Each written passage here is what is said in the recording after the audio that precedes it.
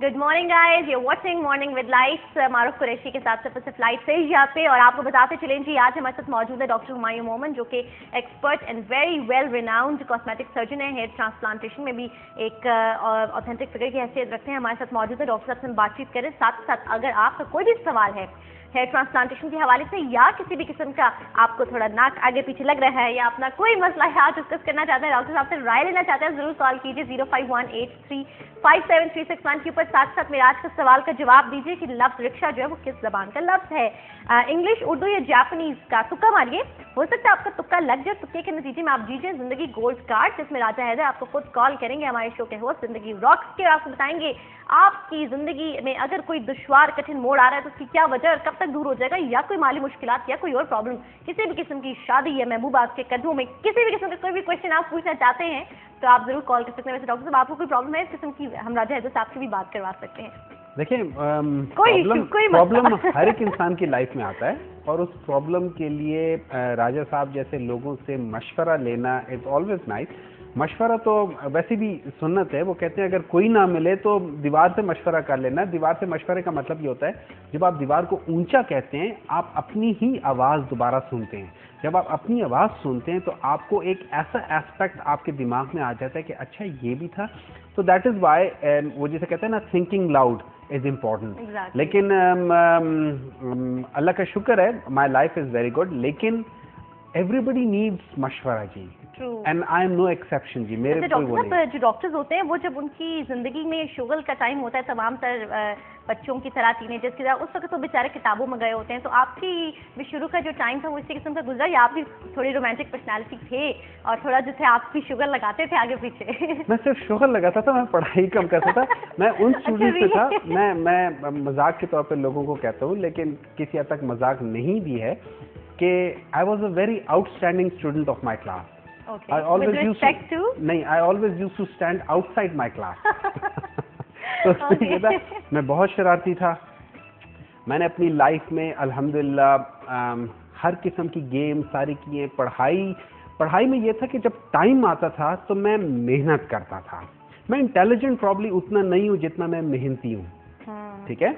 और लाइफ में अगर आपने कामयाब होना है, it is the hard work which page, ठीक है। इवन वो जो कहते हैं ना कि जो जीनियस होता है, इट इज़ 1% एस्पिरेशन एंड 99% प्रेस्पिरेशन। आपने मेहनत करनी है और बगैर मेहनत के आप कोई वो नहीं कर सकते। नंबर 2, मेहनत करने के लिए या पास होने के लिए या कामयाब होने के लिए मेरी नज़र में अगर आप, 2 चीज़ें होती है ज़िंदगी में। एक होता है IQ which is intelligent quotient, ठीक है। एक होता है EQ which is emotional quotient. You should be more emotionally stable, ठीक है। आपकी IQ बहुत हाई है लेकिन आप इमोशनली स्टेबल नहीं है, आप लाइफ में आगे नहीं जा पाएंगे, क्योंकि लाइफ में इतने ज्यादा आपको मसले आएंगे आपके पास। और मैं आपको 3-4 ऐसे लोगों की मिसालें देता हूं कि दे वर माय पेशेंट्स, और ऑब्वियसली इंटरेक्शन होता है, और वो दे वर समहाउ एक दफा डाउन थे, तो मैंने उन्हें कहा क्या, क्यों डाउन है? तो उन्होंने कहा ये मसले फलाना है, वो है, and they were on anti depressants, ठीक है। तो एक या 2 दफा उनको समझाने से कि लाइफ में आप जिस जगह फंसे हुए, यहाँ से आपकी तरह बहुत सारे लोग फंसे हुए थे, दे स्टॉप टेकिंग मेडिसिन। आपको अपने ऊपर बिलीव करना है, विल पावर एक लेके आनी, आपने अपने ऊपर यकीन रखना है कि मैं ये कर सकता हूँ।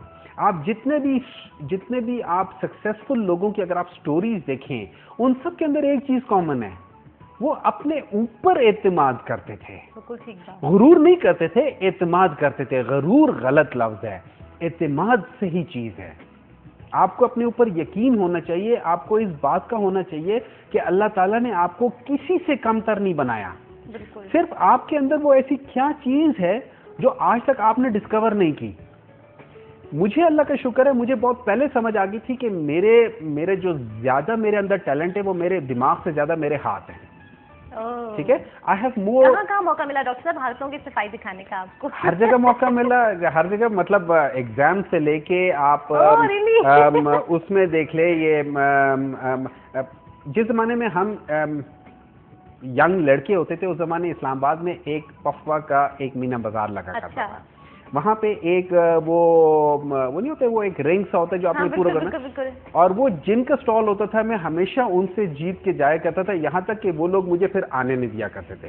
तो I always had more skills in and control in my hands. Wow, great. तो तो आपको अंदाजा हुआ वहां से कि आपके पास ये स्किल? वहां से मुझे पता था। फिर ऑब्वियसली जब मैं सर्जरी में गया था या मेडिकल फील्ड में गया था, तो मेडिसिन में मुझसे चीजें उतनी याद नहीं रहती थी, लेकिन सर्जरी में मैं बड़ी प्रैक्टिकली जब मैं करता तो मैं बहुत ज्यादा करता था। तो मैं उस लिहाज से that was the time when I realize I need to go into surgery. कौन सी सर्जरी? वो सिर्फ एक चीज थी कि मैं ऐसे स्पेशलिटी में जाना चाहता हूँ। वो कौन सी चीज थी यहीं से डिस्कस करेंगे। कॉलर है हमारे साथ। अस्सलाम वालेकुम जी। हेलो। अस्सलाम वालेकुम जी। अस्सलाम वालेकुम and good morning. Good morning जी। कौन बात कर रही थी, कहाँ से? जी मैं अली बात कर रहा हूँ फैसलाबाद से। फैसलाबाद से रहीम? अली बच्ची। अच्छा अली। अली क्या हाल चाल है आपके? शुक्र अल्लाह, ठीक बताइए मुझे, फैसलाबाद का मौसम कैसा है आज? फैसलाबाद मौसम हॉट कल था, थोड़ा सा हवा चली थी, लेकिन आज तो गर्मी है। ओए होए, चले कल तो आपने एंजॉय किया ना संडे? हाँ जी। अच्छी बात है। अच्छा मुझे बताइए, डॉक्टर साहब हमारे साथ मौजूद है, कुछ पूछना चाहेंगे उनसे? मैंने अभी प्रॉब्लम किया तो आप मैंने देखा तो आप बहुत अच्छे लगे। मैंने कहा डॉक्टर साहब प्रॉब्लम सुनते हैं, क्या कहते हैं, क्या है? वो डॉक्टर साहब जो है वो कॉस्मेटिक सर्जन है। आपको कोई मसला है हेयर ट्रांसप्लांटेशन के हवाले से, या अपने चेहरे का कोई खदोखाल आप समझते हैं थोड़ा आगे पीछे हुआ है? फिलहाल तो कोई नहीं, अगर हुआ तो चले जबरदस्त। देखिए डॉक्टर साहब ये भी अच्छे हैं, हमारे सेटिस्फाइड तो है ना, आपने बड़ा इंपॉर्टेंट है। अच्छा मेरे आज के सवाल का जवाब देके आप जिंदगी गोल्ड कार्ड जीत सकते हैं। सवाल पूछूं आपसे? हाँ जी पूछें। रिक्शा जो है वो किस जबान का लफ्ज है जी? रिक्शा और इंग्लिश, उर्दू या जापानीज, ये तीन ऑप्शन है। जी अपनी है मेरे साथ से। जापानीज कहा आपने? हाँ जी ठीक है जी, मैंने नोट कर लिया। इंशाल्लाह प्रोग्राम के आखिर में अल्लाह करे अगर आप विनर हो तो हम जरूर अनाउंस करेंगे, लेकिन अपना नंबर, कांटेक्ट नंबर जरूर आपने भी एमसीआर में लिखवा देना, फोन अपना बंद नहीं कीजिएगा। बहुत शुक्रिया कॉल करने का। थैंक यू जी। हमारे साथ कॉलर मौजूद थे और अली थे फैसलाबाद से, उन्होंने जापानीज आंसर दिया। अगर आप भी सवाल का जवाब देना चाहें तो कॉल करें मुझे 0518357361 पर और बताइए मुझे कि रिक्शा किस जबान का लफ्ज है, इंग्लिश, उर्दू या जापानीज। तो जिंदगी गोल्ड कार्ड आप जीत सकते हैं। राजा हैजा आपको खुद कॉल करके आपकी लाइफ के बारे में तमाम सारे इशूज जो है उनको आपके सामने खंगाल के रख देंगे, फिर आप खुद बता दीजिएगा कि किस हद तक कोर्स में जो है मास्टर किया है उन्होंने। हाँ जी। और सब क्या एक चीज़ से जब आपको पता लगा कि स्पेशलाइजेशन? मुझे जो स्पेशलाइजेशन के लिए था, मुझे हमेशा से एक मुनफरिद चीज़ पसंद थी। तो जिस ज़माने में मैं उस लेवल पे था कि स्पेशलाइजेशन पे जाऊं, तो उस वक्त पाकिस्तान में दो चीज़ें ऐसी थी कि जिसके बारे में जब आप किसी को कहते तो अगला कहता था वाओ, एक कार्डियोथोरेसिक सर्जरी और एक प्लास्टिक सर्जरी। ओके। तो मैंने कार्डियोथोरेसिक सर्जरी के लिए ट्राई किया था। तो चूंकि मैं गवर्नमेंट उसमें था, जॉब में था, मेडिकल ऑफिसर था, तो जो कराची में जो इंस्टीट्यूट था उसमें मुझे वैसे तो उन्होंने बुलवा लिया था, लेकिन थ्रू प्रॉपर चैनल वो कहते थे नहीं तुम बहुत जूनियर हो, तुम नहीं जा सकते हो। तो वहां से फिर मैं छोड़ के, फिर मैं जब उन्होंने कहा कि तुम ये नहीं कर सकते हो, मैंने जॉब भी छोड़ दी, मैं इंग्लैंड चला गया। वहां पे जाके मैं प्लास्टिक सर्जरी में गया and that was the reason. लेकिन द गुड थिंग अबाउट, अगर आप जिस चीज को पसंद करते हैं और उसी को अपना पेशा बना लेते हैं, तो आप एक दिन भी काम नहीं करते। You're just enjoying it. Then you start enjoying your life. Exactly. And cosmetic surgery is exactly what I enjoy, क्योंकि इसमें क्रिएशन है, इसमें साइंस है, इसमें नॉलेज है। और इसमें डॉक्टर बहुत नई नई खवातीन भी देखे आती हैं आपके पास, वो तो सेलिब्रिटीज आते हैं आपके पास डॉक्टर चल के। Actually that is the problem. Majid Haseen मैं आपको बताऊं, बात दफा वो प्रॉब्लम होता है। अच्छा। जितने एक खूबसूरत खातून होती है ना, उतनी ज्यादा उसकी एक्सपेक्टेशंस होती हैं। ये तो है। ठीक है। जितनी इम्पोर्टेंट शख्सियत होती है ना, उतनी ज्यादा उसकी न्यूसेंस वैल्यू भी होती है। वहां पे अगर मेरे स्किल्स और उनकी एक्सपेक्टेशंस में फर्क आ जाता है, मतलब उनकी एक्सपेक्टेशंस मेरे स्किल से ज्यादा है, वहां जहां मुझे फायदा हो सकता है वहां उससे बड़ा नुकसान भी हो सकता है। तो डॉक्टर ये तो हमने सोचा ही नहीं वाकई। It's a double edge sword. तो मुझे बहुत डर लगता है और अक्सर ये होता है जब सर्जरी कर रहा हूं तो मैं कहता हूं कि मुझे किसने कहा था कि इसकी सर्जरी करो। लेकिन अल्हम्दुलिल्लाह मेरी सिर्फ एक कोशिश है और जो आज तक कामयाब है, मैं पेशेंट से झूठ नहीं बोलता। मैं उनको कह देता हूँ कि जैसे अभी अली साहब ने फोन किया था, he was happy with his. कोई मसला नहीं है यार। जब मेरे पास पेशेंट आते हैं मैं उनसे एक सवाल पूछता हूँ कि आपको ये कराने की जरूरत क्यों है। अगर तो कोई खातून किसी अपने एक्स फियांसे को या किसी मियाँ को या किसी को जलाने के लिए या उसकी खुशी के लिए अपने आप को चेंज कर रही है, मैं उसकी सर्जरी कोशिश करता हूँ ना करूं। क्यों? यहाँ पे उसकी अपनी ख्वाहिश शामिल नहीं है, ये किसी और के लिए कर रही है, रहना उसने उस नाक के साथ है, कर किसी और के लिए रही है। ठीक है, ठीक है। अब यहाँ इंडिकेशन गलत हो जाता है। सिमिलरली बाज लोग आते हैं, वो कहते हैं कि डॉक्टर साहब मेरे चेहरे में आपको क्या चीज बुरा लगता है? अच्छा, वो पूछते हैं आके? वो पूछते हैं, आप मेडिकली बताएं। मैंने कहा जी आपको कोई मेडिकल प्रॉब्लम नहीं है, आपको जो प्रॉब्लम है वो आपकी वैनिटी, खूबसूरती की प्रॉब्लम है। आप मुझे बताएं आपको आपके चेहरे पे क्या चीज बुरी लगती है। और अगर आपको अपने लेट्स से वो कहती है मुझे नाक नहीं अच्छी लगती, मैं कहता हूँ नाक क्यों नहीं अच्छी लगती? लंबी है, छोटी है, मोटी है, पतली है, किस लिहाज से? जब तक आप नहीं बता सकते कि आपको प्रॉब्लम कहाँ है, मैं उसको करेक्ट नहीं कर सकता। बिकॉज़ अपना हर बंदा अपने आप को सबसे ज्यादा जानता है। एग्जैक्टली। तो मैं ना किसी को कॉन्शियस करता हूँ, ना मैं किसी को ये बताता हूँ कि मैं ये कर सकता हूँ। वो मुझसे कहता है कि डॉक्टर साहब आप ये कर सकते हैं, मुझे ये चीज बुरी लगती है। मतलब मेरी नाक जो है ना वो यहाँ से मोटी है, क्या आप इसको पतली कर सकते हैं? वहां मैं उनको कहता हूँ हाँ मैं कर सकता हूँ, लेकिन आपकी इंप्रूवमेंट होगी। कितनी इंप्रूवमेंट होगी? 50 to 80% इंप्रूवमेंट होगी। ये वेग फिगर मैं इसलिए बना के देता हूँ ताकि कल को जब वो बिफोर एंड आफ्टर की तस्वीर देखें तो दे कैन वेगली से कि ये 70% इंप्रूवमेंट है। एग्जैक्टली। डॉक्टर साहब ऐसे भी होता है कि बहुत सारे जो लड़कियां हैं वो अपने फियांसेस या हस्बैंड्स को लेकर आए कि जी हमें इनका ये फीचर शादी से पहले पसंद नहीं है और आप इसको चेंज कर दीजिए हमारे लिए। Has it ever happened? It happens so many times, जी। Oh my God, really? It happens so many times. शादी से पहले they come to you and they tell you कि जी हमें। Oh yes. Oh my God. मैं उसको discourage करता हूँ। हाँ, फर्ज करें जैसे रिसेंटली हुआ था। डॉक्टर साहब दोनों तरफ से वो is that guy happy with the girl being? It's both ways. For example recently एक फियांसे, मतलब देवर एंगेज एंड ख्याल में उनके निकाह भी हो गया था, रुखसती नहीं हुई थी, तो वो आए।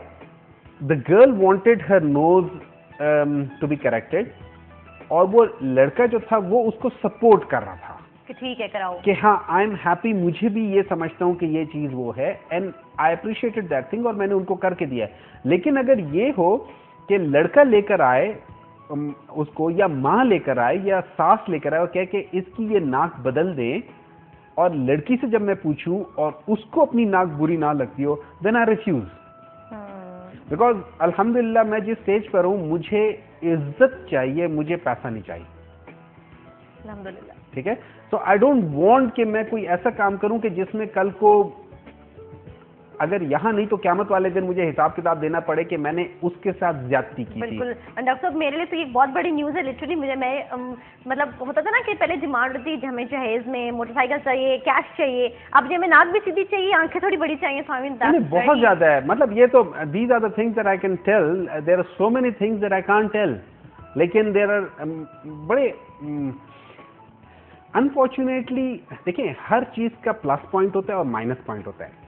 हमारा मीडिया नहीं, जर्नली इंटरनेट ने जितना हमें अवेयर किया है उतनी हमारी डिमांड्स भी बदल गई हैं। बिल्कुल सही कह रहे हैं।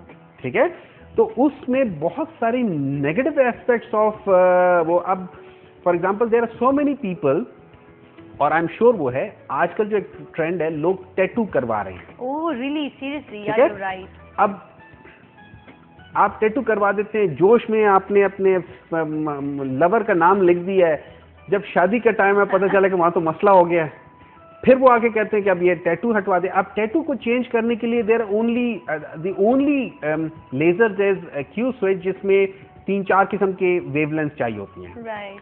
अब वो मेरे ख्याल के पाकिस्तान में ज्यादातर लोगों के पास है। अब वहां पे क्या प्रॉब्लम होगी?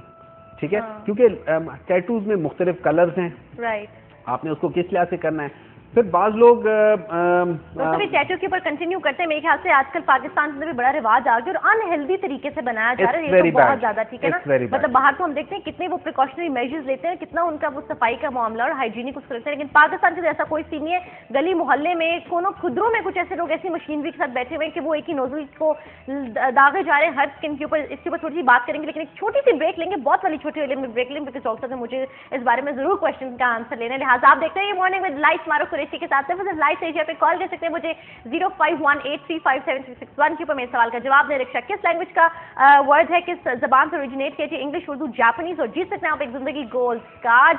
और डॉक्टर साहब से एक लास्ट क्वेश्चन मैंने लेना है, लिहाजा हम ब्रेक के बाद जल्दी से वापस आएंगे और उसके बाद ये टैटू वाली चीज को खत्म करके हम फिर एक ब्रेक के ऊपर जाएंगे और फिर हमारे गेस्ट हमें ज्वाइन करेंगे। देखते रहिए मॉर्निंग विद लाइफ।